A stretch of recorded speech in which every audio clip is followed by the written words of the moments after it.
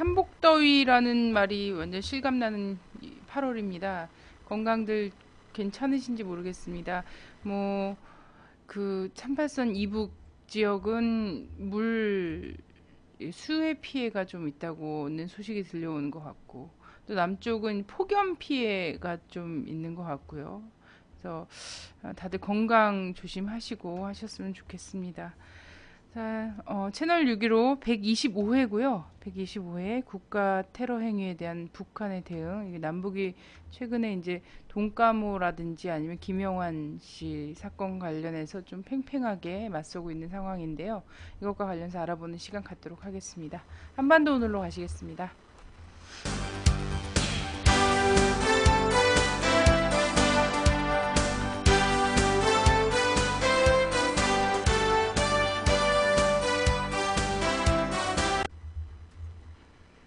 네, 오늘도 동북아일문의 문경환 대표님 모셨습니다. 안녕하세요. 안녕하세요. 휴가 안 가시나요? 제 사전에 휴가란 없습니다. 근데 저희 애청자 여러분께서는 휴가를 꽤 가신 모양입니다. 평소에도 그러게요. 저희가 생방송을 계속 고집하고 있긴 한데 사실 좀 생방송을 꼭 해야 된다 이런 생각이 많이 들 때도 많이 있어요. 워낙에 제 방송들을 많이 보시고 이후에 이제 그 녹화해 놓은 걸 되게 많이 보시기 때문에 네. 그런데 평소에도 잘 안 계셨는데 오늘은 휴가들 많이 가신 모양이에요. 그래도 꿋꿋하게 한번 해보도록 하겠습니다. 자, 오늘 이른바 돈가모 사건 있잖아요. 동상 까부수는 모임이죠. 네. 사건 이후 북의 공세가 계속되고 있습니다. 그래서 29일 날 북의 국방위원 대변인 성명이 발표가 됐습니다. 네. 상당히 어조도 세고 내용도 아주 심각한 내용이 담겨 있네요. 보니까. 네. 일단 이 동상과 대기념비들을 파괴하려는 이 행위가 있었다라는 걸 사실관계를 설명을 하고, 이게 미국과 주명박 역적패당의 특대형 국가 정치 테러 행위라고 이렇게 규정을 했습니다. 주명박이 특이하게 이게 국가 공식 이 성명인데 주명박이라는 표현을 썼어요. 이명박이라고 표현을 안 하고. 참 특이하다. 그러니까 이름조차 이제 거론하기 싫다 뭐 이런 거 아닌가 이렇게 좀 생각이 드는데, 또 이렇게 이제 얘기했습니다. 우리에게는 이번 특대형 범행에 미국이 어떻게 관여하였으며 상전의 사촉과 후원을 받은 주명박 역적 무리가 어떻게 악행을 저지르려고 시도하였는가를 똑똑히 입증하는 위력한 증거가 얼마든지 있다라고 해서, 이 미국이 배후에 있고 이명박 정부가 거기에 이제 동조해서 함께 했다라는 걸 입증할 증거가 이제 있다, 많이 있다, 뭐 이렇게 좀 강조를 했고요. 네. 거기에 세 가지 입장을 천명을 했습니다. 네. 첫 번째가 우리 당과 국가, 군대와 인민은 변함없이 미국의 대조선 적대시 정책의 실제적인 초강경 대응으로 맞설 것이다. 네. 이렇게 해서 미국의 이 대북 적대 정책 여기에 맞서는데 실제적인 초강경 대응으로 맞선다라고 했어요. 그래서 이게 그냥 단순히 말만 이렇게 하는 게 아니라 실질적인 행동이 있을 것이다라는 걸 얘기를 한 거고요. 여기에 내용을 또 보면 좀 이제 중요한 게 2000년에 있었던 이 북미 공동 커뮤니케가 있었고요. 2005년에는 또 9.19 공동 성명이 있었는데, 이게 다 이 서로의 주권을 존중하고 관계를 정상화해 나가자 이런 내용이 담겨 있는 거거든요. 근데 이게 다 거짓말이었다. 이렇게 딱 규정을 하는 거예요. 네. 지금 이거 봐라, 적대시 정책을 하고 뭐 심지어는 이제 테러까지 사주를 했는데, 이걸 놓고 볼 때 이런 합의들은 다 거짓말 아니었느냐, 이렇게 이제 얘기를 하고 있습니다. 그래서 최근 뭐 미국에서 뭐 대북 적대 의사가 없다 뭐 이런 식의 발언을 하지만 이거 다 거짓말이다, 믿을 수 없다, 이렇게 얘기를 하는 거죠. 그래서 미국의 기만 정치가 없고 그에 추종하는 역적 패당과 같은 추종 세력들의 맹종이 없어야 조선반도가 안정되고 세계가 편안할 수 있다는 것이 우리가 오래전에 찾은 결론이기도 하다라고 해서, 이 미국의 적대 정책, 그리고 이 기만 정치, 그리고 이 추종 세력들, 여기서는 이제 이명박 정부를 얘기하는 거죠. 이명박 정부가 없어야 한반도가 안정된다, 이렇게 딱 결론을 내렸습니다.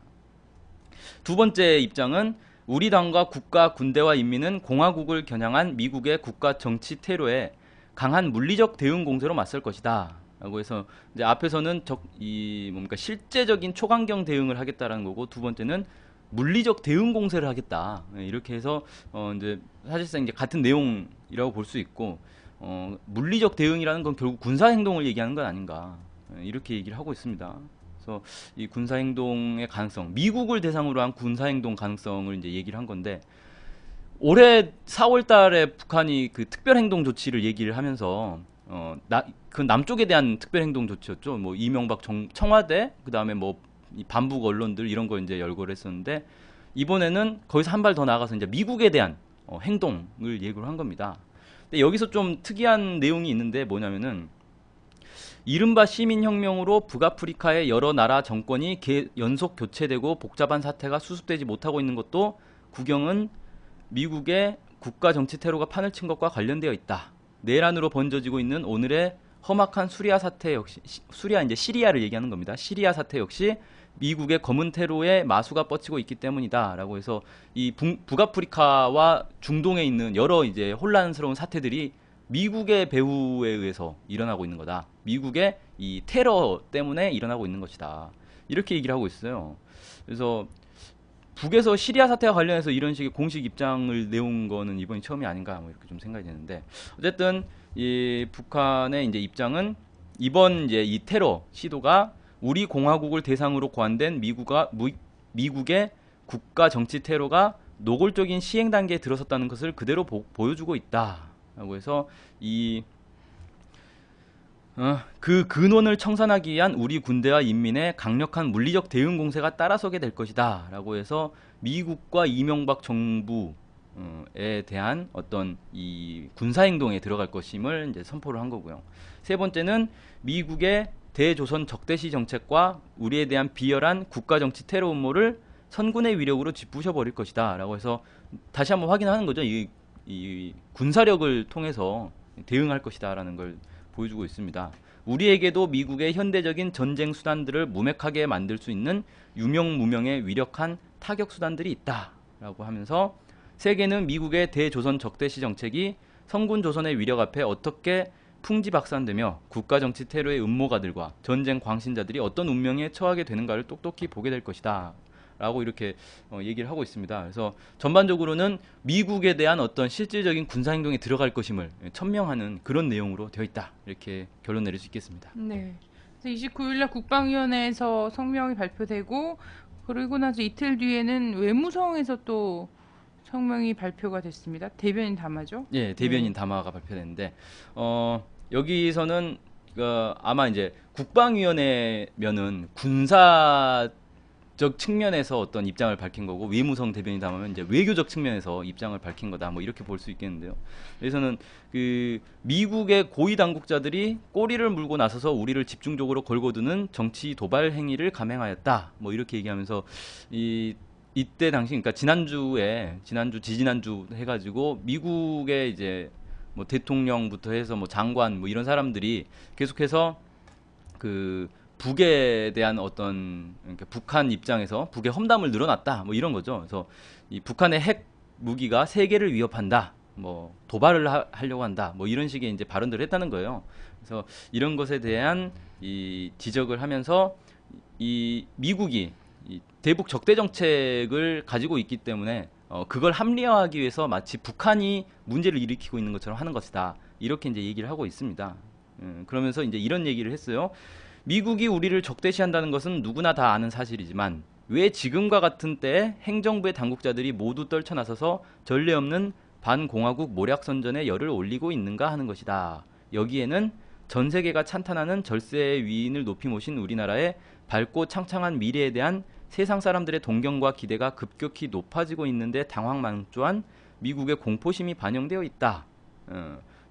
그리고 미국의 시대착오적인 대조선 적대시 정책이 먼저 청산되기 전에는 조선반도의 항구적인 평화와 안정을 보장할 수 없다는 국제사회의 거세찬 비난과 압력을 무마해 보려는 속심이 깔려 있다. 이렇게 얘기하면서 지금 미국 행정부에서 자꾸 이 북한에 대해서 이 반북 이 선전들을 늘어놓고 있는데 그 배경에는 북한이 지금 이 뭔가 상당히 이제 잘 나가고 있으니까 여기에 대한 어떤 두려움, 공포심 때문에 막 이 말을 쏟아내고 있는 거 아니냐 이런 식으로 이제 분석을 했습니다.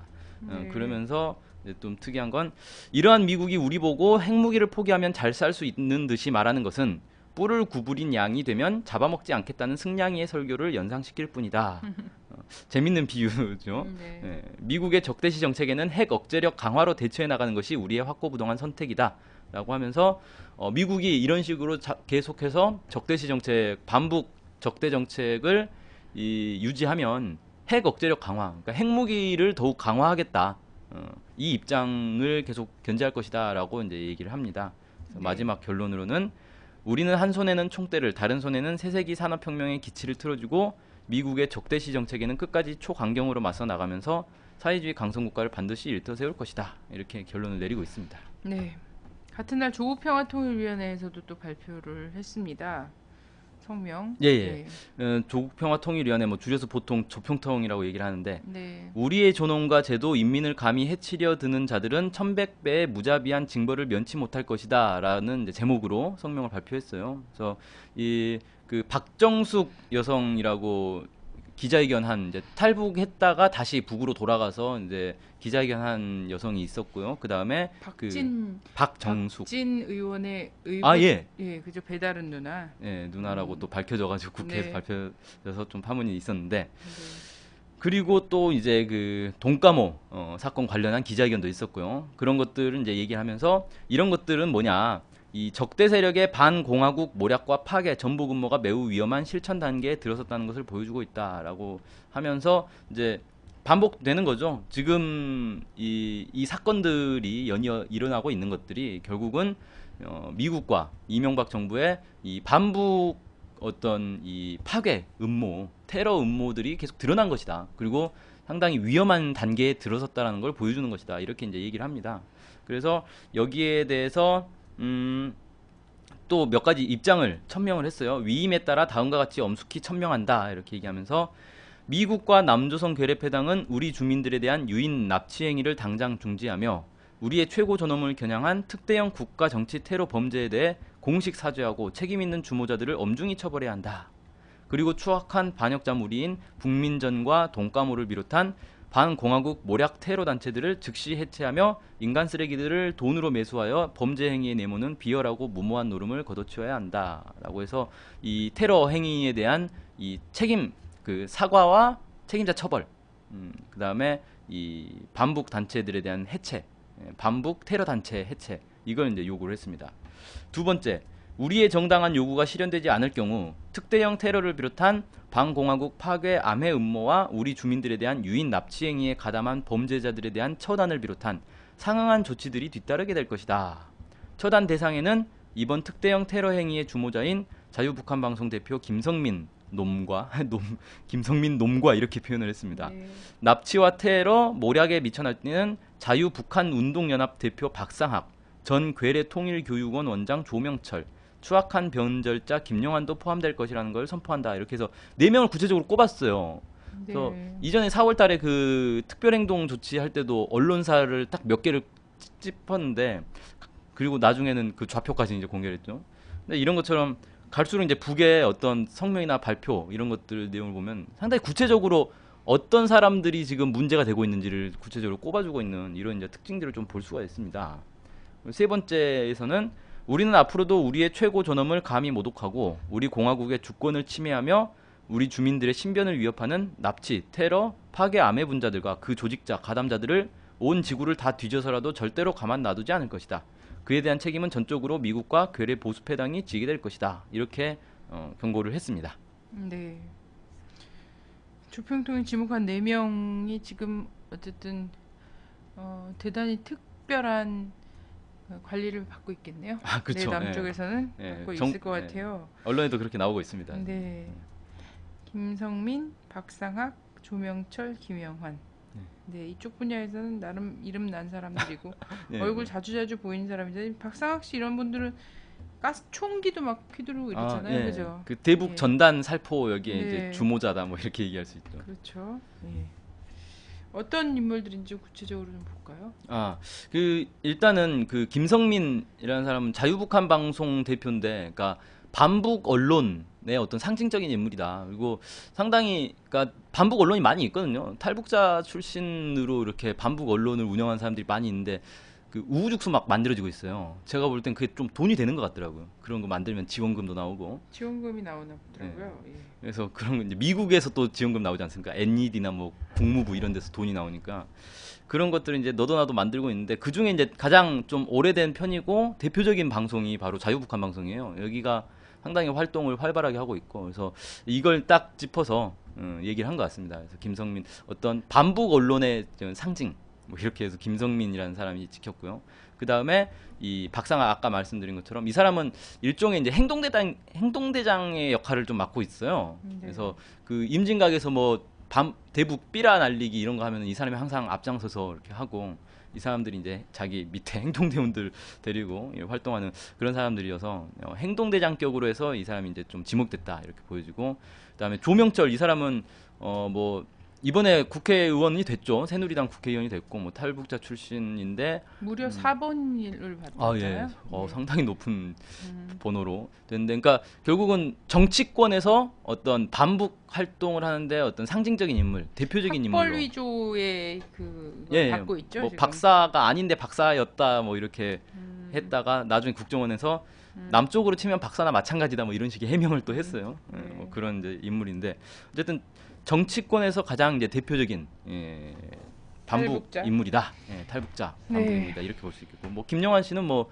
자주 다뤘으니까 굳이 뭐 자세한 설명은 안 해도 될 것 같고. 네, 이번에 예, 중국에 잡혀갖고 좀 고생하다 와서 지금 갑자기 중국 인권운동에 그러게요. 갑자기 바뀌었어요 최선대 이제. 나서신 분 있잖아요. 고문 네. 반대 막 이러면서 나선 분이고. 자, 그렇습니다. 이 사람 이런 분들이에요. 그 미국과 관련해서의 입장이요. 네. 사실상 이제 미국과 관련해서 조금 약간 유화적 표현이라든지 이런 것도 좀 있었던 단계가 있었고요. 예, 5월 예, 달은 좀 그랬죠. 그리고 이명박을 비호하지 마라. 라는 정도의 이런 입장 발표나 이런 것들이 좀 있었는데 이 북미 사이에서 다시금 이게 좀 첨예화되고 있는 게 아닌가 이런 예, 해석이 가능하지 않을까요? 이런 그렇죠. 국방위원회 성명이라든지 예, 외무성 담화 이런 거 보니까 네, 그렇습니다. 그러니까 5월 달만 해도 북에서 뭐 우리는 핵실험할 계획이 없었다. 뭐 이렇게 입장을 밝혔고 또 뭡니까?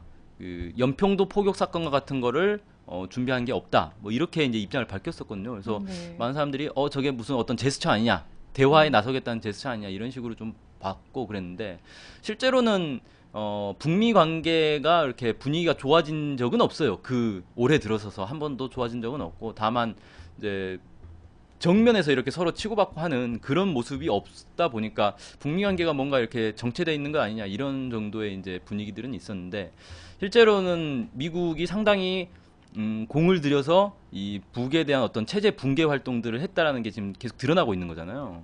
그 이제 돈가모 사건 같은 경우도 이 누구죠? 전영철인가? 이 사람이 이 중국을 거쳐가지고 북에 침투한 게 3월 즈음이었고 김영환이 체포된 것도 3월 달에 체포가 됐단 말이에요. 그래서 이 즈음해서 올해 그러니까 3월 앞뒤로 해가지고 미국이 상당히 치열하게 북한의 어떤 이 체제 붕괴 활동들을 진행하고 있었다. 이런 것들이 이제 드러난 거고 북한은 그걸 이제 쭉 그 감시를 하고 있다가 일거에 이제 쭉 잡아들인 그런 이제 형국 아닌가 이렇게 보여지는데 이걸 이제 또 이렇게 해석할 수도 있을 것 같아요.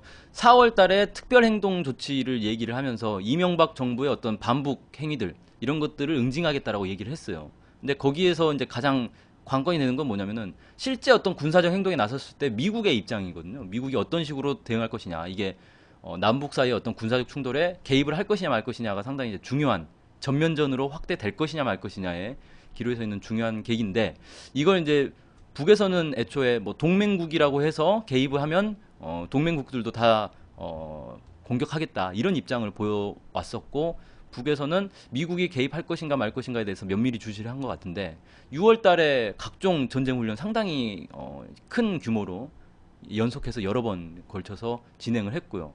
그 다음에 미국이 그런 식으로 이제 체제 붕괴 활동들을 또 비밀리에도 진행을 했던 게 있었고 이런 것들이 쭉 드러나면서 이게 이명박 정부와의 군사적 행동으로 끝날 수 없는 상황이라는 걸 북에서 판단을 한 것 같습니다. 그래서 이번에 미국을 대상으로 한 군사행동까지 경고를 하고 나선 그러니까 결국은 근본적으로는 미국과 어떤 결판을 짓지 않으면 남북 사이에서 이 남북 사이의 문제로만 끝날 수 없다라는 게 확인이 된 거고 거기에 대한 어떤 북의 입장이 나온 게 아닌가 이렇게 좀 볼 수 있겠습니다. 네. 이런 그 돈가모가 움직인 거라든지 김영환이 잡힌 것도 그렇고 뭐 하여튼 3월 달에 이렇게 집중됐다고 했는데 사실은 한국 안에서의 소위 말하는 종북 마녀 사냥 이런 것도 3월부터 본격화됐거든요. 예, 예. 그렇죠. 그때 이것도 큰 그림 안에서는 음, 전체가 같이 돌아간 게 아닌가 이런 생각도 예, 들고요. 그때 있었던 사건 중에 하나가 이제 기억나는 게 그 뭡니까 총선 그때 이제 총선을 앞두고 있었잖아요. 그래서 네, 이정희 그 후보가 그 관악을에 네, 이제 출마를 하려고 했는데 야권 단일화 경선 과정에서 그 문자 메시지 파문이 네, 발생하고 그걸 계기로 해서 사실 문자 메시지와는 아무 관계도 없는 건데 갑자기 종북 논란이 퍼졌어요. 그래서 네, 뭐 이정희 대표가 무슨 뭐 종북 단체 뭐 대리인이니 뭐 이런 식으로 해가지고 뭐 종북 논란들이 막 벌어졌죠. 음, 그래서 연관이 충분히 있다. 예, 네, 그러니까 전면적으로 이 북한과 관련된 모든 것에 다 이제 타격이 가해지는 네, 그런 활동들이 상반기에 좀 진행된 게 아닌가 이렇게 지금 돌아보면 그렇게 네, 볼 수 있겠네요. 맞습니다. 아니 저에 대한 그 전용 씨가 아, 저보고 발언한 그런 거 있잖아요. 그 제가 페이스북에 이제 중국 정부의 조문을 이렇게 띄워놨는데 분명히 중국 정부의 공식 조의문이라고 이렇게 딱 그 출처를 밝혀서 띄워놨는데 이 부분을 다 편집해버리고 직접 쓴 이게, 것처럼 황선이라는 이렇게 통합진보당의 황선이 쓴 거다. 뭐 확실한 뭐 이런 식의 해서 딱 띄웠잖아요. 이걸 트윗에다가 그 날짜가 지금 확인해 보니까 3월 26일이더라고요. 예. 뭐 그러니까 하여튼 제가 그 이제 보니까 결국 이제 2월 아니 그 작년 12월 달에 네. 김정일 국방위원장 이제 급서 이후에 음, 급변 사태를 상당히 기대를 했던 것 같아요. 그리고 그러면서 그림을 이렇게 예. 그린 거예요. 전반. 급변 사태가 일어나야 되는데 안 일어나니까 이렇게 해야겠다라는 생각을 가지고 상당히 북으로도 침투하고 남쪽에서도 막 소동을 일으키고 이런 게 아닌가. 네. 그럼 사실상 동상이 하나 무너질 거라고 생각했는데 안 무너지니까 일단 가서 그럼 무너뜨리자. 그렇죠. 그래서 가서 무너뜨리면 그걸로 급변 사태로 만들어 버릴 수 있는 거죠. 네. 급변 사태가 일어났다라고 규정하고 제압하러 그렇죠. 이제 뭐 진압하러 작전 계획에 들어간다. 따라서 뭐 이런 식으로 하는 것이 아닌가 싶은데. 자, 이 하여튼 북의 반응을 보면 사태가 심각한 상황이고요. 네. 예. 그 돈가모가 그렇게 심각한 조직인지 여기 관련한 사람이 한 명이 죽은 채 발견된 사건도 있잖아요. 아, 예, 예. 그렇습니다. 그래서 그 사람은 이제 그 전영철을 돈과모에 소개시켜 주는 사람으로 이 전용철이라는 사람이 북에 들어갔다가 잡힌 사람이잖아요. 그죠? 예, 그렇죠. 예. 네. 잡힌 이 사람이고 그래서 잡혀서 본인들이 미국과 국정원과 이런 데 안에서 돈가모라는 모임이 이 조직이 되고 이 지휘 아래 동상을 까부스로 들어온 거다. 1차 지점은 2월 16일이었고 불발해서 4월 15일 날 하려고 했고 또 불발해서 7월 27일 날 하려고 했는데 잡혔다. 그렇죠. 이렇게 기자회견을 한 사람이에요. 예. 그 사람이 그 예, 그 사람이 사람을 이제 얘기했던 돈과모에 연결시켜 준 사람. 연결시켜준 탈북자죠. 예. 예, 그 사람이 지금 집에서 죽은 죽은 채 채로 발견됐다고 뭐 얼마 전에 뉴스로 나왔었는데 지난주인가 그죠? 좀 이제 의심이 가죠. 왜 이 사람 죽었을까? 이거 완전 나중에 영화 하나 만들면 될 것 같아요. 예. 네, 대단한 영화가 될 것 같습니다. 어쨌든 그 사람은 이 실제 돈과모의 이제 배후에 미국과 이명박 정부의 어떤 이제 뭐 국정원이라든지 이런 데들이 있다라는 걸 입증해 줄 수 있는 어떤 이제 증인 네. 될 수 있는 사람이었는데 이 사람이 그냥 사라져 버린 거죠. 네. 그런 이제 그래서 탈북자 단체라든지 이런 데서는 북에서 죽인 거 아니냐 막 이런 얘기를 하고 있어요. 얼마나 공포심에 쩔어 있으면 그런 얘기를 하는지 모르겠는데 그거보다 참 하여튼 저는 상황이 의심스럽습니다. 왜냐하면 전용철 씨가 북에서 나는 사실 이런 거다 이런 거고 돈가모라는 조직이 있고 뭐 미국 CIA와 국정원 뭐 이런 데에 지령을 받아서 움직였다 막 이런 얘기를 하기 전에 사실상 죽은 거 아닙니까? 그죠? 그쵸. 그런 얘기가 방송되기 전에 그랬는데 하여튼 사건의 전모를 파악하는데 상당히 중요한 인물인데 예. 사라져 버렸죠. 죽은 없어졌어요 세상에서 예. 그이 돈가모란 단체가 이제 사실 실체가 상당히 불분명하고 네. 남쪽에서는 남쪽 정부 기관이나 정부 입장에서는 돈가무라는 단체는 없다. 뭐 거의 이런 이제 입장인 것 같은데 국민전이라는 단체는 확실히 있거든요. 이건 뭐 그 인터넷상에도 뭐 홈페이지도 있고. 근데 애초에 돈가모 여기 딱 나왔을 때는 탈북자 단체들이나 탈북자 인사 중에 몇 명이 언론에 대고 본인들이 시인을 한 게 있어요. 시인을 하고 아 네. 우리가 그런 모임을 이렇게 하려고 했었네 하면서 또 그 하여튼 이런 큰 일을 우리가 하려고 했었다 막 이런 걸 좀 약간 음. 자랑하듯이 얘기를 한 게 있었거든요. 네. 예. 그 사람들 입장에서는 뭐 자랑할 만한 아, 일일 수도 근데 있겠죠. 그 다음에 음. 이제는 지금 당황해서 다들 뭐 네. 없다 그런 조직 없다 이렇게 얘기를 하고 있는 건데. 그렇죠. 근데 이게 이제 심각한 건 뭐냐면은 지난번 방송에도 제가 이제 잠깐 말씀드린 것 같은데 옛날에 이제 미국이 쿠바를 이 붕괴시키기 위해서 쿠바에서 이제 미국으로 건너온 이 난민들이죠. 뭐 자본주의를 지향을 해가지고 건너온 사람들을 이 사람들은 이제 쿠바 정부, 이 카스트로 정부에 대해서 상당히 반감을 가지고 있기 때문에 이 사람들을 특수부대 이제 그 훈련장에서 훈련을 시킨 거예요. 그래서 무기를 쥐어주고 쿠바에 들어가서 이 특별 작전을 해라, 뭐 정부를 전복해라, 뭐 이런 작전을 넣어주고 이제 보내주고 뭐 CIA에서 공작금도 주고 무기 지원도 해주고 이렇게 했는데 결국 이제 다 실패를 했거든요. 근데 이런 비슷한 지금 모임이 바로 돈까모 그리고 그 이제 상급 조직인 북민전 아니냐, 북한 인민해방전선 뭐 이런 데 아닌가. 그래서 실제로 북한 인민해방전선 홈페이지나 이런 데 들어가 보면요, 이게 군사 조직이에요, 완전히.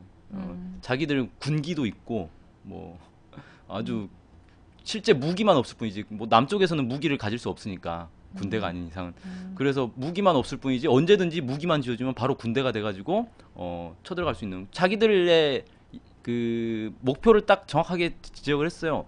군사적 행동을 통해서 이 북한 정권을 전복시키는 게 자기들의 이 목적이다. 이걸 분명히 하고 있는 그런 상당히 위험한 단체거든요. 그래서 실질적으로 대놓고 이 테러 행위를 하겠다라는 걸 공개적으로 이렇게 하고 있는 그런 이제 단체, 네. 상당히 위험한 단체라고 할 수 있죠. 일본의 자위대와 그 목표나 이런 게 궤를 같이 하고 있네요. 그렇죠. 네. 자, 이걸 뭐 사태 해결을 위해서는 어떻게 해야 됩니까? 북에서는 몇 가지 이제 뭐 이렇게 유인을 그 주요 인물들을 유인 납치하는 걸 중단해라라거나 뭐 주모자 처벌해라, 예. 해산 단체 해산시켜라 뭐 이런 것들을 예, 내세우긴 했습니다.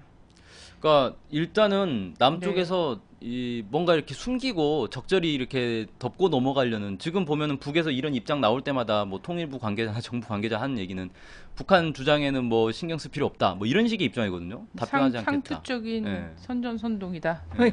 계속 이런 이런 식으로 나오고 거잖아요. 있는데 네. 아니 그게 대안이 되느냐 이거죠. 어쨌든 북에서 증거를 충분히 가지고 있다 이렇게 얘기를 하고 있고 이거 앞으로 증거를 하나씩 하나씩 계속 예, 이 폭로를 할 거고 기자회견 당시에도 뭐 명함이나 이런 것들 이제 보여주면서 했는데 거기에 대해서 해명을 해야 되는데 해명을 하질 않아요. 그러니까 그 구체적으로 기자회견 자리에서 전영철이라는 사람이 구체적으로 이렇게 지목한 사람들도 있고 뭐 증거들도 있고 이런 게 있으면 여기에 대해서 해명을 해야 될 거 아닙니까? 그게 실제로는 뭐 이런 거였다. 이 사람은 뭐 이런 사람이 아니다. 뭐 이런 것들 해명을 해줘야 되는데 그냥 무조건 다 뭉뚱그려 가지고 신경 쓸 필요 없다. 다 거짓말이다. 북한 주장은 믿을 거 없다. 이런 식으로만 해버리니까 마치 뭐 천안함 사건 때처럼 뭐 증거는 뚜렷한 증거는 없는데 그냥 무조건 아니다. 뭐 이런 식으로 무조건 북한이 한 거다. 이렇게 이제 넘어가려는 그런 모습으로밖에 비칠 수가 없고 이러면 사태 해결이 안 되죠. 북에서는 계속 증거가 있다. 너넨 증거가 있기 때문에 우리는 너네를 응징하겠다. 이러고 나서고 있는데 그게 아니라는 걸 분명히 보여줘야 되는 거고 그게 안 되면은 사태 해결은 절대 안 되고 오히려 이제 사태가 더욱 확산될 수밖에 없다. 그래서 실제 이런 움직임이 있었는지 이 사람들 북의 주장이 사실인지 아닌지 거짓이면 제대로 된 증거를 보여주고 거짓이 아니면 실제 그러니까 뭐 그런 일이 있었으면 사과를 하고 우리가 모르는 사이에 뭐 일부에서 이런 작업들이 있었는데 미안하다 뭐 이런 식으로 사과를 하든지 뭐 이런 걸 어, 깔끔하게 좀 정리를 해주는 정부에서는 그렇게 해야 되는 게 아닌가. 관계 개선이 목표가 아닌 사람들이라서 그럴 정리를 생각이 없겠죠. 예, 안 할 것 같은데 뭐 전용철 씨 같은 경우에 이제 가서 대단히 구체적으로 얘기하고 인물 뭐 국정원에 2명 얘기한 사람들도 아주 예. 막 자세하게 이야기하고 그리고 남쪽에서는 계속 부정을 하고 있지만 그 이야기에서 나온 사람이 지금 사체로 발견됐고 뭐 이런 것들이 또 있잖아요. 예. 정황이 아주 정말 희한하게 돌아가고 있단 말이죠. 예, 그래서 이거 자체를 실제 실체가 없는 거고 그 사람이 혼자 들어갔다 나왔다 들어갔다 나왔다 하면서 지어낸 얘기라고 하기에는 좀 너무 예, 상황들 구체적이고 그렇거든요. 근데 이제 전영철 씨 한 사람을 그 사람 원래 사기꾼이다. 심각한 사기꾼이다. 탈북할 때부터 그랬고 남쪽에서도 계속 그랬다. 이런 식으로 얘기를 하고 있잖아요. 그죠? 참 이게 전형적인 거죠. 뭐 네, 문제 그냥 생기면 그 사람이 진짜 문제인 사람이다. 적절히 그냥 뭐 군 무마해서. 의문사 생겼을 때도 걔가 적응을 엄청 못하고 걔 원래부터 정서적으로 그랬다. 문제가 있다거나 학생들이 투쟁하다가 뭐 열사가 되고 뭐 노동자들이 죽고 열사가 되고 이러면은 늘 정부 쪽에서 하는 말은 그 사람 원래 약했다. 이런 얘기잖아요. 원래 심장이 안 좋았다. 전영철 씨는 원래 사기꾼이었다. 이런 얘기를 지금 하고 있으면서 있고 거기 거짓말이다. 그런 사람 없다. 이렇게 얘기를 하고 있는 거죠. 네. 그런데 사람은 죽어 나왔고 자, 하여튼 뭐 나중에 뭐 영화나 소설 나오면 상당히 예, 재밌어요. 무슨 첩보 영화 거의 나올 이런. 만한 얘기입니다. 나올 네. 만한 얘기. 예. 그렇죠. 자, 이거 그리고 나서 이제 또 요즘 몇 가지 몇 군데에서 막 쭈르륵 야당 관계자들이 남북 관계 관련한 대북 정책 관련한 발언 이거를 북에서 좀 문제 삼은 것들이 있습니다. 조선중앙통신 공식 논평을 통해서 야당 관계자들의 발언을 직접 문제 삼아서 입장을 발표했어요. 거의 뭐 실명을 거론했다라고 얘기를 예, 할 만하죠. 누군지 예. 확실하니까. 예. 그 갑자기 쏟아졌어요. 그러니까 이 7월 31일, 8월 1일 이때를 기점으로 해서 노동신문의 뭐 개인 필명 논평, 민주조선의 개인 필명 논평, 그다음에 조선중앙통신사의 이제 공식 논평, 뭐 이렇게 해서 일부 이제 그 여당은 물론 야당 인사들에 대한 발언까지 이제 쭉 문제를 삼고 있는데 조선중앙통신사 논평이 이제 공식 논평이니까 그걸 좀 기준으로 보면요. 이렇게 이제 얘기를 하고 있어요. 최근 남조선의 일부 야당 관계자들이 대선과 관련한 공약과 정책적 입장을 표명하면서 감히 우리의 존엄과 체제를 헐뜯는 악담질을 하였다. 지난 7월 16일 민주통합당의 한 대선 후보는 기자회견에서 북이 개혁하는 자세가 필요하다. 리비아와 같은 운명을 맞게 될 것이다. 이런 얘기를 했고요. 혹시 리비아 사건을 아는 거죠?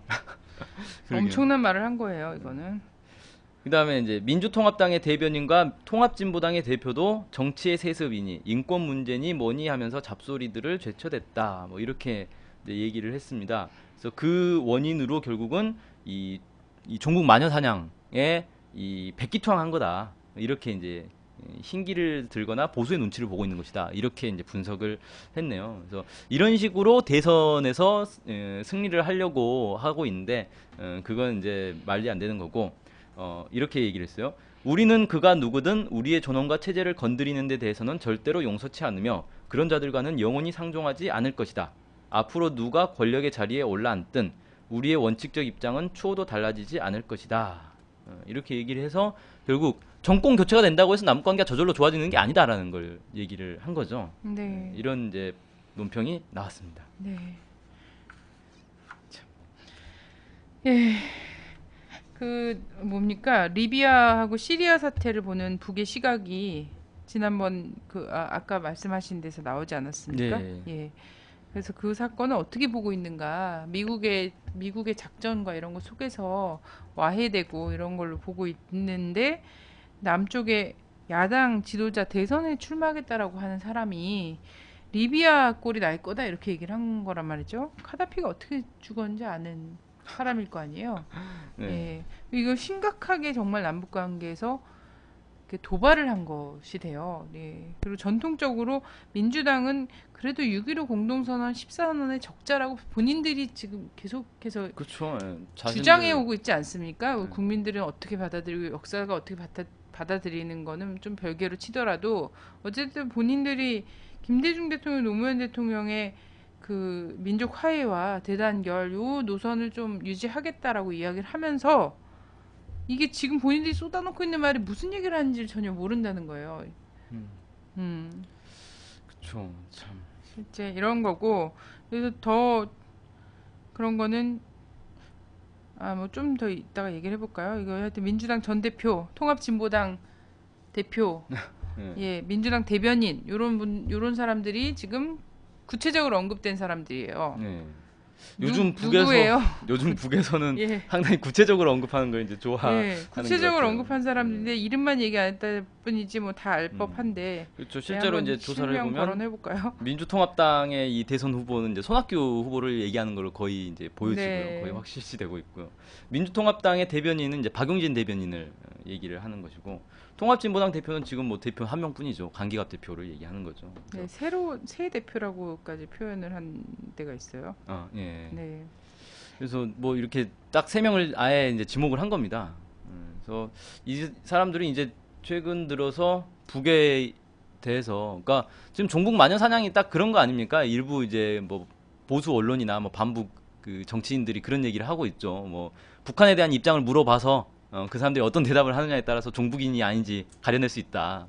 뭐 이런 얘기를 하니까 그런 이제 분위기에 밀려가지고, 아 나도 그럼 북한에 대해서 뭔가 비판적인 얘기를 해야 이런 이 종북 이 마녀 사냥에서 피해 나갈 수 있겠다, 이런 생각을 하는 것 같아요. 그러니까 굳이 하지 않아도 그 동안에는 하지 않았던 얘기들을 막 하는 거예요. 북한 뭐 인권 문제니 무슨 정치 뭐 지도부가 어떤 문제가 있느니 이런 식의 이제 얘기를 하는데, 결국은 그렇게 해서 집권을 하면 남북 관계가 제대로 풀리겠느냐 이거죠. 이명박 정부와 다를 게 없어지는 거예요. 네, 그 북에서도 그걸 이제 경고를 한 거죠. 이게 정권 교체한다고 해서 무슨 야당이 정권을 다시 잡는다고 해서 남북 관계가 저절로 풀리느냐, 그거 절대 아니다. 이런 사람들과는 영원히 상종하지 않을 것이다. 이건 이명박 정부한테 쓴 얘기 아닙니까? 영원히 상종하지 않을 것이다.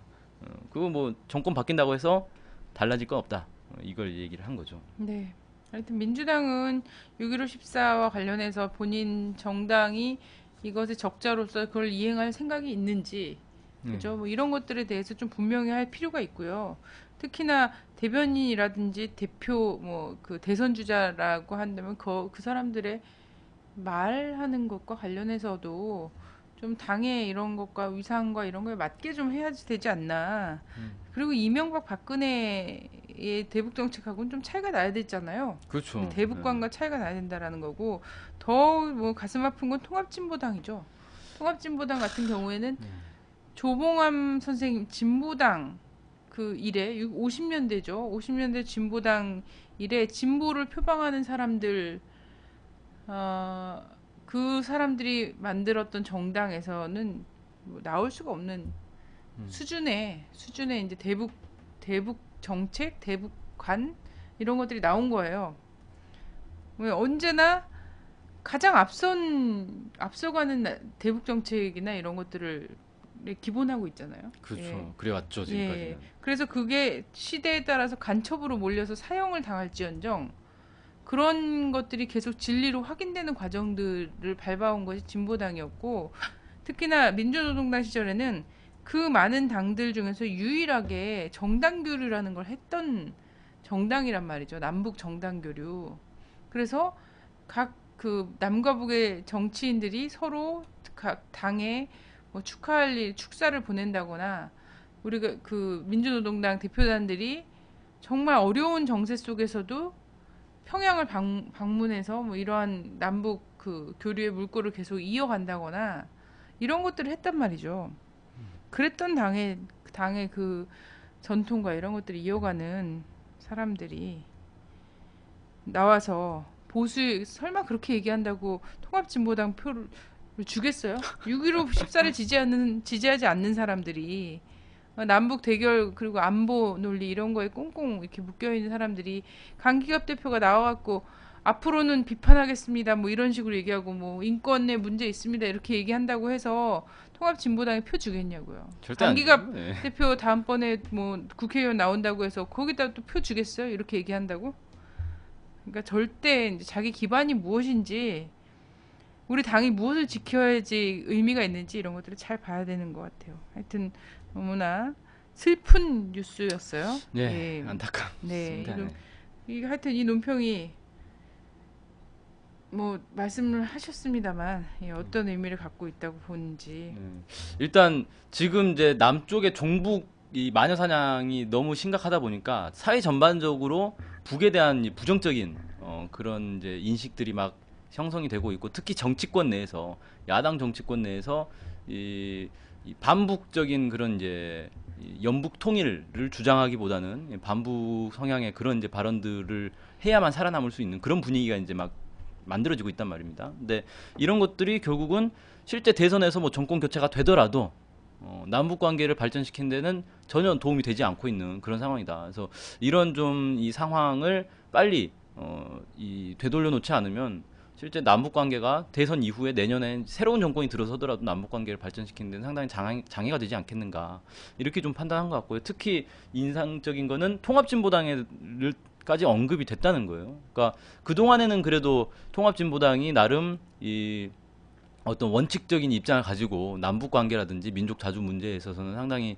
가장 이 앞선 주장들을 하고 있었기 때문에 설사 이제 통합진보당도 그렇다고 해서 뭐 북에 대해서 전혀 비판적이지 않았던 건 아니에요. 예를 들어 뭐 핵실험하고 이럴 때는 북에 대해서 뭐 핵실험 하면 안 된다 이런 논평도 내고 막 이런 게 있었는데 통합진보당도 굉장히 다양한 사람들이 모여 예. 있는 곳이기 때문에 북에 대한 입장은 뭐 다양할 수 있다는 거예요. 근데 그렇죠. 이제 예. 대표가 나와서 할 수 있는 얘기와 이런 것들은 굉장히 이거야말로 남북 관계는 사실상 고도의 정치 아닙니까? 그렇죠. 예. 예. 이명박 정권이 정치 중심의 한미 관계를 놔둔다면 실제 이제 이 땅에서 진보를 얘기하는 사람들 정치 중심에 우리 사회 정치 중심에 한미 관계가 한미 동맹이 아니라 남북 이 화해와 협력 이런 것들을 놔둬야 되잖아요. 그렇죠. 근데 예. 그것을 그 중심이 무엇인지를 아는 사람의 입에서는 나올 수가 없는 얘기인 음. 거죠. 이건 대중의 눈치를 보는 솔직히 약간 보수적이고 뭐 이런 데 있잖아요.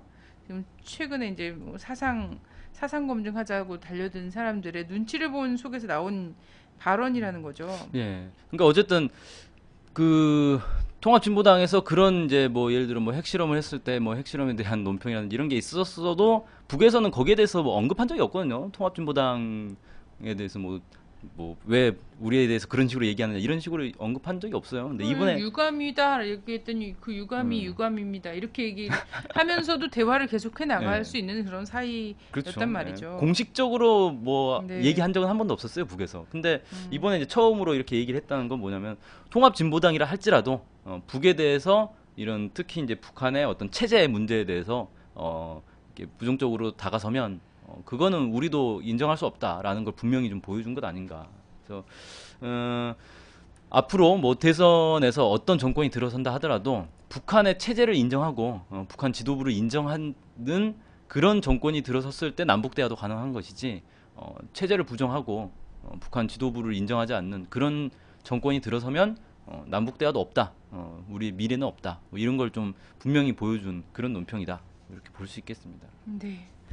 사실 남북 관계를 보는 관점이 어떠냐는 사실 한국 사회에서 이 사람이 진짜 진보인가 아니면 좀 진보인 척하는 건가 바람이 네, 좀 들은 건가 뭐 이런 거를 가늠할 수 있는 저는 시금석이다라고 생각을 합니다. 그래서 북에 대해 그 남북 관계 뭐 친북 연공 연북 연공해야 된다 아니다 이것들을 이것에 대한 이런 것들이 광범위하게 사람들한테 퍼지는 것을 가장 두려워해요. 매국, 4대 매국을 한 사람들은 그 진보의 가치 중에 가장 두려워하는 게 그거 아닙니까? 나라의 자주권에 관한 문제, 통일에 대한 문제 이런 것들을 다루는 것을 가장 싫어하잖아요. 그렇죠. 예, 가장 예민하고 가장 본질에 가까운 문제이기 때문에 그것이 안 되면 실제 한국 사회에서 진보라는 것이 좀 먼 얘기죠. 먼 얘기일 수밖에 없기 때문에 그런 거다 이렇게 생각을 하고요. 네, 그렇습니다. 진보 정당은 진보 정당답게 남북관계 복원에 다른 누가 하지 않을 때 좀 온몸으로 뚫어내는 이런 역할 그 자리에 진보 정당이 있었으면 하고요. 민주당은 민주당답게 그나마 한국 근현대사에서 현대사에서 민주당이 해왔던 것 중에 가장 긍정적 평가를 받는 게 그래도 이런 거 아닙니까? 그렇죠. 6.15 다른 거는 별 선언 하고. 차이가 없어요, 사실. 예, 사실 6.15 공동선언 14선언보다 더 좋은 평가를 받은 게 뭐가 있습니까? 응? 김대중 정부 때 6.15 공동선언 말고 또 내놓을 뭐 그만한 거대한 이런 게 있어요. 우리 민족 앞에 내놓을 선물이. 그렇죠. 네, 똑똑히 좀 자기의 자리와 지위, 그 자기 역할에 대해 좀 똑똑히 봤으면 좋겠습니다. 요 종미 동향 볼까요? 네. 예, 나 이분이 자꾸 TV에 나와갖고 좀 언짢습니다만 하태경 의원 있잖아요. 네, 예, 새누리당 의원. 이분이 이렇게 또 대북 소식통인지는 몰랐는데 김용환 씨 고문을 받았다고 하잖아요. 정기 네, 고문 받았다고 그러고 뭐 중국에서. 자만 재우는 고문 받았다. 네네. 야 이거 옛날에 한국에서 참 많이 하던 짓인데 그죠? 그렇죠. 예, 예. 국정원에 뭐 전매 지금도 특허. 예술이었다 이렇게 얘기하는 사람 있잖아요. 네. 고문 전문가 중에. 하여튼 이 김용환 씨가 어쨌든 중국에서 고문했다 그러고 중국은 아니라 그러고 막 이러면서 막 지금 외교 문제까지 되고 있잖아요. 네. 이 주장에 대해서 북한이 강력히 요청을 했기 때문에 중국이 그렇게 했다라고 하태경 씨가 그렇게 얘기를 했어요. 그리고 이게 무슨 근거로 이렇게 얘기를 했는지 잘 모르겠는데. 아니 북의 그 최고 지도자 부인 이름이나 얼굴도 가르쳐 줘야지 아는 사람들이 이런 거는 어떻게 알게 되는 거죠? 참. 북한 아무튼 북이 예. 요청하면은 또 중국 공안이 네 알겠습니다 하고 예, 듣는 고문하겠습니다. 입장인 뭐 거야? 이런. 그런 사이예요 북하고 중국이?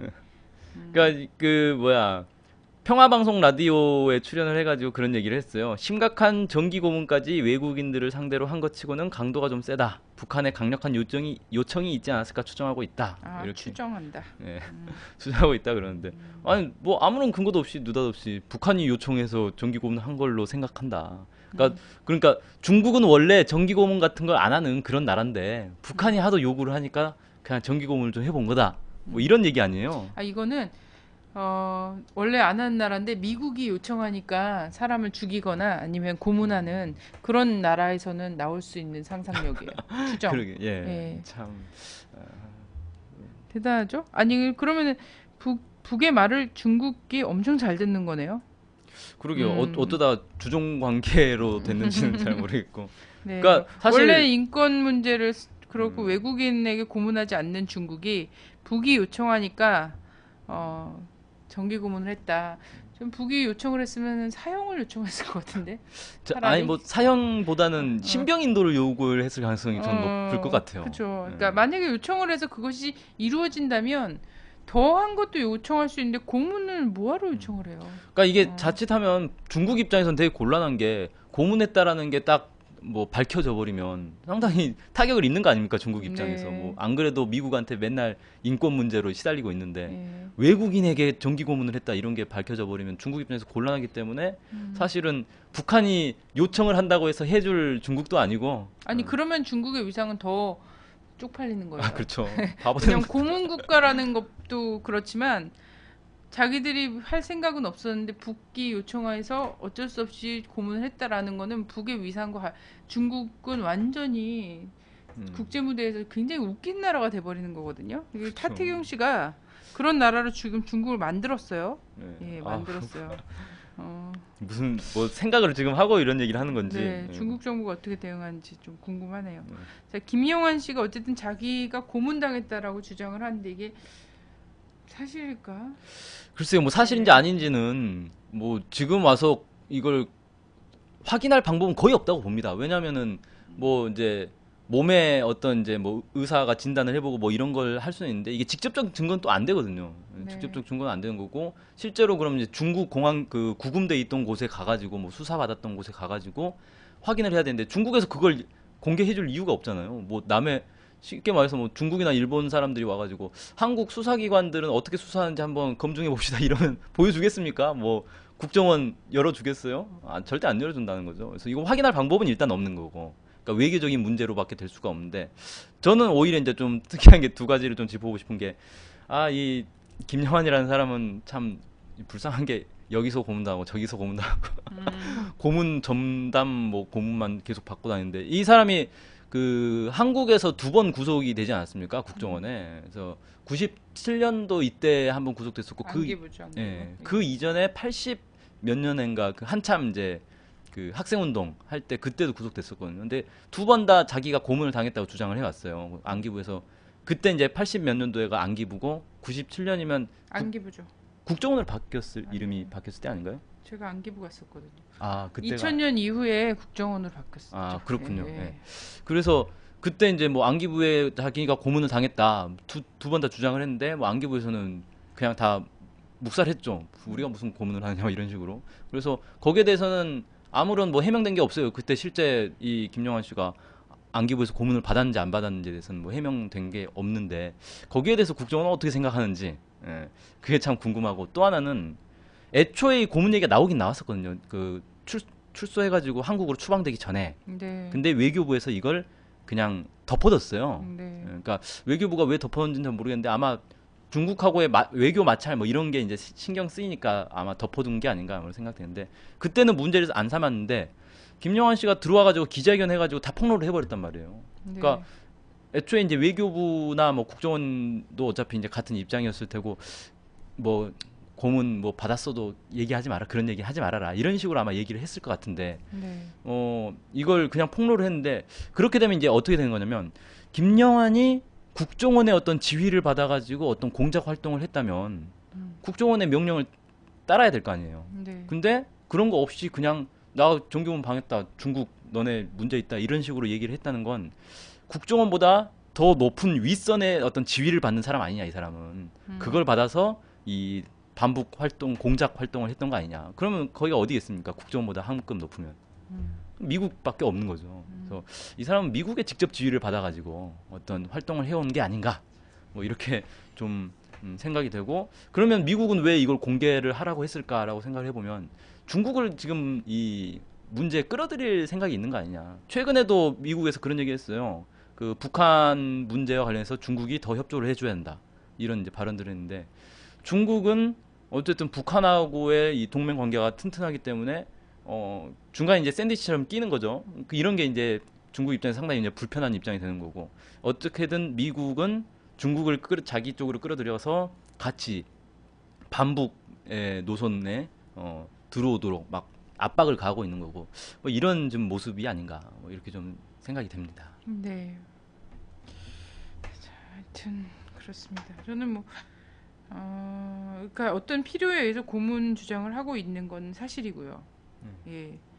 그리고 약간 고문 주장을 할 때까지의 시간과 이런 것들 그리고 번복하고 이런 것들을 봐서는 어쨌든 뭐 일종의 계획 안에서 이런 주장들이 펼쳐지고 있는 것이잖아요. 네. 예, 누군가와 협의를 통해서 이렇게 되고 있다라는 거고요. 근데 진짜 이 고문의 진위와 관련해서는 그냥 이런 생각을 합니다. 중국이 고문에서 얻을 수 있는 실익이 뭘까? 범죄에 대한 자백? 그거를 중국 입장에서는 사실 아주 간절히 필요한 건 아니잖아요. 아니, 김영환이란 사람이 거기서 잡혔을 때 이미 모든 범죄 사실은 너무 선명하기 때문에 잡힌 거예요. 외국인을 그냥 저 사람 수상해 일단 연행해 이런 식으로 하지 않거든요. 특히나 이제 김영환이란 사람이 어떤 존재인지 중국의 그 정보 라인이나 이런 데서 몰랐을 리가 없고 일정 정도 움직임을 파악하고 나서 다 잡는다는 거예요. 그리고 이 그렇죠. 사람이 잡는다고 해서 뭐 묵비를 안 하거나 뭐 이럴 건 아니잖아요. 한국에서도 묵비 해보셨을 텐데 그렇죠. 실제 뭐 가서 네, 잘못했습니다. 가자마자 다 불. 잘못했습니다. 그래서 막 쫙 불고 이런 게 아니었다면 97년도쯤에는 뭐 그런 것도 약간 그랬을 가능성이 참 높다고 사람들이 생각은 하는데 어쨌든 이 사람이 묵비를 하거나 안 하거나 뭐 고문을 하거나 안 하거나 대응은 똑같았을 거라는 거예요. 제 생각엔. 네. 그래서 굳이 고문을 할 필요가 있었겠는가 이런 거고요. 그렇습니다. 북이 요청을 했다라면 신병인도를 요청하지 이렇게 추방하는 형식으로 풀어줬겠는가 이런 것도 좀 그렇고요. 그럴 정도로 중국이 또 이런 거에 딱 척척 손발 맞출 듯이 이랬으면 또 국제 무대에서 뭐 육자회담이라든지 그죠 인공위성 발사했을 때라든지 그런 또 나름 의혹곡절은 더 적었을 수도 있고 네. 그렇다는 생각이 듭니다. 자, 8.15 67돌 기념대회가 이제 머지 않았습니다. 아유, 그때쯤엔 좀 더위가 약간 슬어졌으면 하는 생각이 그러게요. 드는데 올 더위가 9월까지 계속 된다 그래갖고 아주 암담한데요. 지금 청년들이랑 학생들이랑 해갖고 이 통일대행진 이런 거 하고 있지 않습니까? 그렇죠. 예, 통일대행진도 정말 하고 때야 있는데 끝에서 얼마나 고생 많이 하고 힘들까 있습니다. 이런 생각이 들어요. 자, 올해 8.15 대회가 8월 11일, 12일 서울 그 여의도에서 탄다고 하죠. 네. 네. 그래서 요거를 어떤 의의를 갖고 있는 행사인지 그런 시간을 추가로 마련했습니다. 자, 올해 8.15 대회 어떻게 진행이 되죠? 예, 일단은 해마다 전통적으로 8월 15일 원래 이제 휴일이기도 하고, 그래서 8월 15일 날 통일 행사를 해왔는데, 올해는 그 전 8월 15일 이전 주말에 이렇게 진행을 하게 됐어요. 그래서 그 이유는 최대한 많은 사람들이 참여할 수 있는 그런 이제 자리를 만들기 위해서 주중에 이제 딱 하루 쉬는 그 8월 15일 날 하기보다는 주말에 하는 게 낫지 않겠나 뭐 이렇게 좀 판단을 한 것 같습니다. 그렇게 해서 8월 11일, 12일 이렇게 1박 2일로 진행이 되고요. 여의도 일대에서 대충 진행이 됩니다. 그래서 오후 2시에 그 11일 오후부터 시작되는데 오후 2시에 이 보신각 혹은 장소가 이게 정확하게 결정이 됐는지는 잘 모르겠습니다.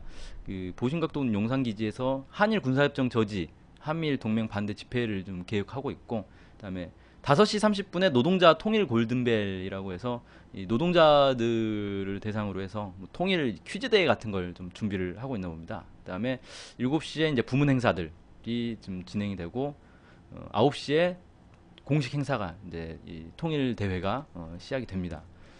그리고 그렇게 해서 이제 그날 밤까지 쭉 진행이 되는 거고요. 그 다음 날은 그 행진이 준비되고 있어요. 그래서 청계광장에서 행진을 하는데 서대문 형무소까지 이게 정확한 그 경로가 나왔는지는 모르겠습니다. 아직은 이게 옛날에 결정된 내용을 제가 보고 가장 최근에 어떻게 변경됐는지는 좀 보지를 못해가지고 이건 이제 주로 이제 이 친미 친일 이명박 새누리당 규탄 대회 뭐 이런 형태로 해서 쭉 이제 행진을 하는 그런 계획을 가지고 있다고 합니다.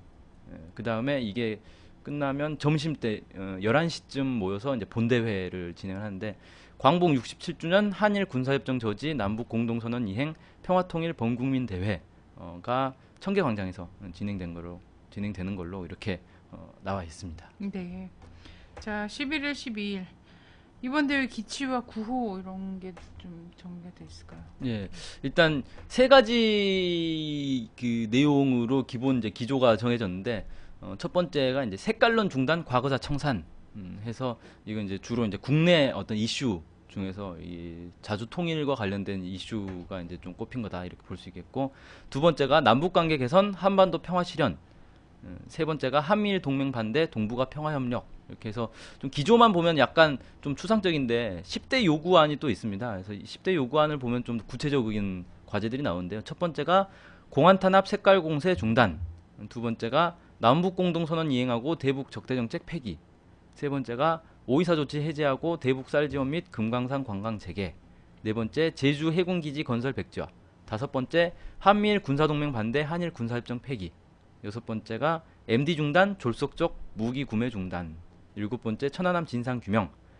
여덟 번째 육자회담 및 남북 대화 재개, 아홉 번째 일본 군국주의 우경화 저지 대일 과거사 청산, 열 번째가 친일 학살 과거사 청산 이렇게 돼 있는데 이 중에서 이제 가장 주력을 하고 있는 게 이 한미일 군사동맹 분야입니다. 그래서 이 한미일 군사동맹 반대와 한일 군사협정 폐기를 주제로 해서 지금 서명운동을 8월 15일까지 계속 받고 있는 과정이고요. 네, 통일대행진단도 옷에다가 한일 군사협정 폐기 요거를 딱 걸고 있더라고요. 네.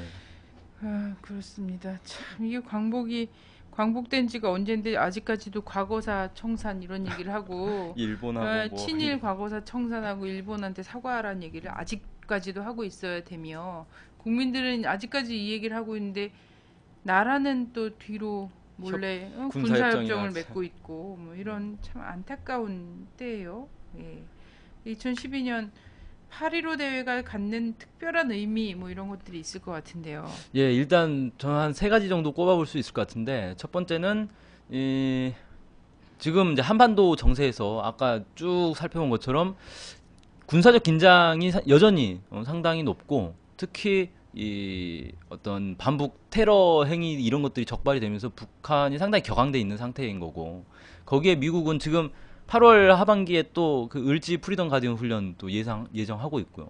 그 이후로도 지금 군사 훈련들이 계속 준비가 되고 있고 무기 증강이라든지 이런 거 보면 한반도에 상당한 군사적 위기가 고조되고 있는데 여기에 또 이렇게 핵심 변수 중에 하나가 이 한일 군사협정 문제입니다. 그래서 이 한미일 군사동맹을 반대하고 한일 군사협정 폐기를 시키고 그다음에 이 고조되고 있는 이 한반도의 군사적 위기를 해소하기 위한 그런 어떤 평화를 바라는 국민들의 이 힘을 보여주는 그런 자리가 이제 8.15 행사가 돼야 된다. 뭐 이렇게 이제 좀 한편으로 생각을 해보고요.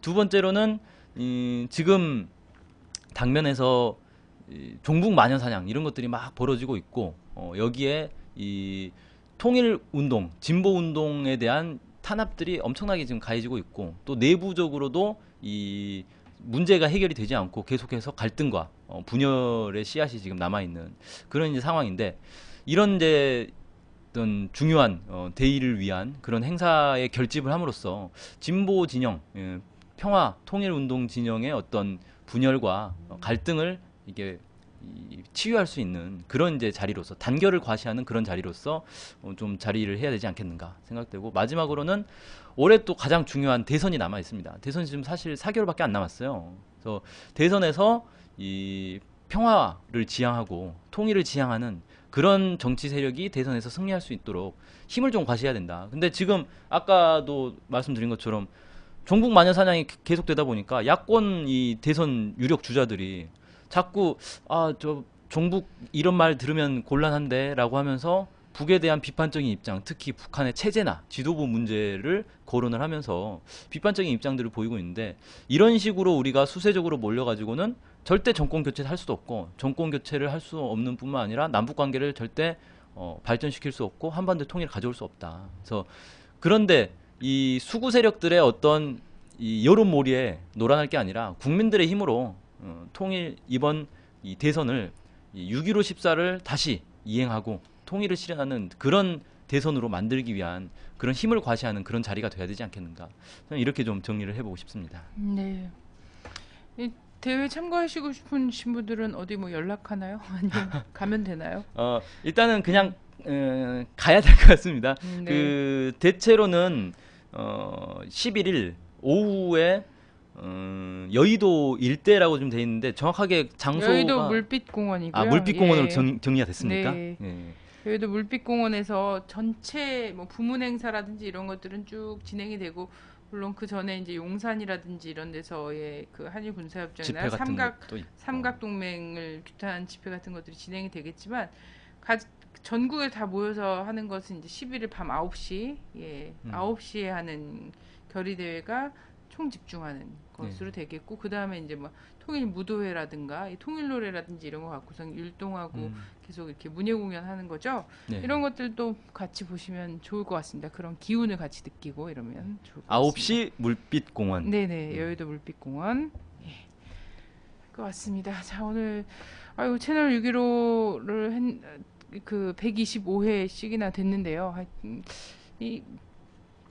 올해 8월달이 되면 좀 어떻게 지난 몇 년이죠? 2008년 8월달부터 목매이게 기다렸던 6.15 때는 2008년 6.15 때는 금강산에서 남북 공동행사가 진행됐었는데 8.15 때부터 이제 막히지 않았습니까? 이렇게 됐던 게 어쨌든 2012년 8월달엔 좀 열렸으면 좋겠다. 총선 이후에 뭐 이렇게 이런 기대를 사실상 가져봤었는데 또 안 된 것 같아요. 그리고 폭염과 이런 것 속에서 8.15 대회를 남과 북 해외가 또 따로따로 막 진행을 하게 되고 할 것 같습니다. 그렇지만 8.15 대회 때 쭉 결집을 잘 해서 내년에는 정초부터 남북 정상회담 소식이라든가 6.15 공동 행사 소식이라든가 8.15 또 서울 평양 오가면서 할 수 있는 그런 역사를 올해 8.15 때 예비하면서 잘 만들어 봤으면 합니다. 예, 오늘 방송 그만 마치겠고요. 감사합니다. 감사합니다.